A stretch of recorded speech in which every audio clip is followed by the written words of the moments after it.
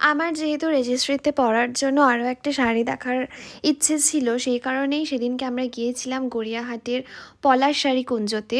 আমি ওদের ফেসবুকে প্রচুর ভিডিও দেখেছি, কিন্তু আমার গিয়ে একদমই ভালো লাগেনি।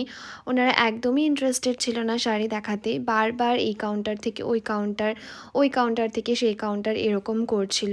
লাস্টে আমি খুবই মন খারাপ নিয়ে ওখান থেকে বেরোই। তারপরে আমার জুয়েলারি কেনার ছিল, সেই জন্য আমি গেলাম জুয়েলারি খাজানাতে। আর আমি জুয়েলারি খাজানাতে যাওয়ার অনেক আগে থেকেই ওদের ওয়েবসাইট দেখে আমি সব জুয়েলারি সিলেক্ট করে রেখেছিলাম যে আমি কোনটা কোনটা নিতে চাই। কিন্তু ওদের স্টোরে গিয়ে আমার পয়েন্ট অফ ভিউ কিন্তু পুরোপুরি চেঞ্জ হয়ে গেল, বিকজ স্টোরে এত বেশি অপশানস অ্যাভেলেবল।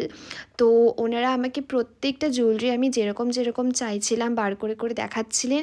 ইনফ্যাক্ট ওনারা আমাকে ইনসিস্ট করছিলেন যে ম্যাম আপনি পরে দেখুন কীরকম লাগবে, বিকজ এমনি সামনে থেকে দেখতে একরকম লাগে and when you are wearing it it looks completely different. তো আমি চূড় নিলাম, তার সাথে নিয়েছিলাম এই কোমর বন্ধনীটা।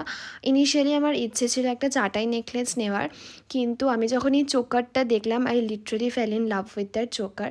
আর ওনাদের স্টাফ বিহেভিয়ারের কথা তো না বললেই নয়, ওনারা এত বেশি কোঅপারেটিভ আর এত সুন্দর করে আমাকে দেখিয়েছিলেন যে they really deserves an appreciation.